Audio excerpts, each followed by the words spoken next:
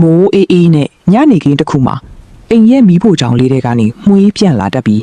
ကျမတို့ရဲ့အစားအစာရောကျမ်းမာရေးအတွက်ပါတန်ဖိုးကြီးတဲ့ခြေပွင့်လီတစ်ပွင့်အကြောင်းကိုရည်ဖွင့်တင်ဆက်လိုက်ပါတယ်နော်အမေရဲ့မီးဖိုချောင်တွေကနှွေးထွေးတဲ့အမေရဲ့ခြေပွင့်ရုံးကပြန်လာလို့အိမ်တကားကိုဖွင့်လိုက်တဲ့အခါမှာချက်ချင်းရလိုက်တဲ့ရင်းနှီးနေတဲ့ရနံ့တစ်ခုရှိတယ်ချိုတင်းတင်းနဲ့နှွေးထွေးပြီးနှဆိုင်နဲ့ဟင်းခတ်အမွေးကြိုင်ရနံ့ကျမချက်ချင်းတီးလိုက်တယ်ဒီနေ့ညစာအတွက်အမေကျမအကြိုက်ဆုံးဝတ်သားနီချက်ကိုချက်နေတာပဲဆိုတာကိုပေါ့အဲ့ဒီဟင်းရဲ့အသက်ဖြစ်တဲ့နာနတ်ပွင့်ရဲ့ရနံ့ကအေကန်အထီကိုတင်းပြန့်နေခဲ့တယ်ကျမမိဖို့ချောင်းလေးကိုဝင်သွားတော့အမိကမီးအေးအေးနဲ့တေထားတဲ့ဟင်းအိုးကိုမှွေနေတယ်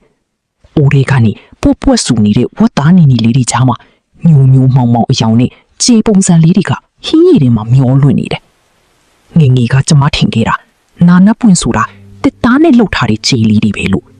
သူ့ရဲ့ပုံစံကတိတ်ကိုတည်တက်ပြီးလှပလွန်နေအမိကဒီဟင်းရဲ့အတက်ကဒီနာနတ်ပွင့်မေးသမီးရဲ့သူကအသားရဲ့ညှိနှန်းကိုလည်းပျောက်စီတယ်ဟင်းကိုလည်းမှုေးပြီးနှဆိုင်နဲ့အရာသာကိုပြီးတယ်ဒါကြောင့်အမဲသားနူနူဘဲသားဟင်းလိုအနံ့ပြင်းတဲ့အသားတွေကိုချက်ရင်သူ့ကိုမပါမဖြစ်သုံးရတယ်လို့အမြင်ပြောလေရှိတယ်ကျမအတွက်တော့နာနတ်ပွင့်ရဲ့ရနံ့ဆိုတာမိသားစုစုံစုံလင်လင်နဲ့ထမင်းလက်စုံစားဖြစ်ကြတဲ့ပိတ်ရက်တွေရဲ့ရနံ့ပါပဲသူကနေ့စဉ်သုံးနေကြဟင်းခက်အမွေးကြိုင်မဟုတ်ဘူးအမေကအချိန်ပေးပြီးဂယုတစိုက်ချက်ပြုတ်တဲ့အထူးဟင်းရာတွေထဲမှာပါဝင်လေးရှိတဲ့အဖိုးတန်ရနံ့တစ်ခုဒါပေမဲ့သူ့ရဲ့တန်ဖိုးကအရသာရှိတဲ့ဟင်းတစ်ခွက်ဖြစ်စီုံပဲလားသိပ္ပံပညာရဲ့အံ့ဩဖွယ်ရှုထောင့်နာနတ်ပွင့် Elysian Varam ဟာအရှိတိုင်းရဲ့ဟင်းခက်အမွေးကြိုင်တစ်ခုတတ်မဟုတ်ဘဲကပခင်မီစီဝါလောကအတွက်အလွန်အရေးပါတဲ့သဘာဝအကြီးအမြတ်တစ်ခုဖြစ်ပါတယ် Source of Tamiflu တုတ်ကွေးကူးတာစီအရင်းမြစ်ကျမတို့အားလုံးသိကြတဲ့ Tamiflu Oseltamivir ဆိုတဲ့ကပကျော်တုတ်ကွေးကူးတာစီကိုထုတ်လုပ်ဖို့အတွက်အဓိကကုန်ကြမ်းဖြစ်တဲ့ Shikimic acid ကိုဒီနာနတ်ပွင့်ကနေအဓိကထုတ်ယူရတာဖြစ်ပါတယ်ဒါကြောင့်မီးဘူချောင်လေးကကြေပွင့်လီဟာ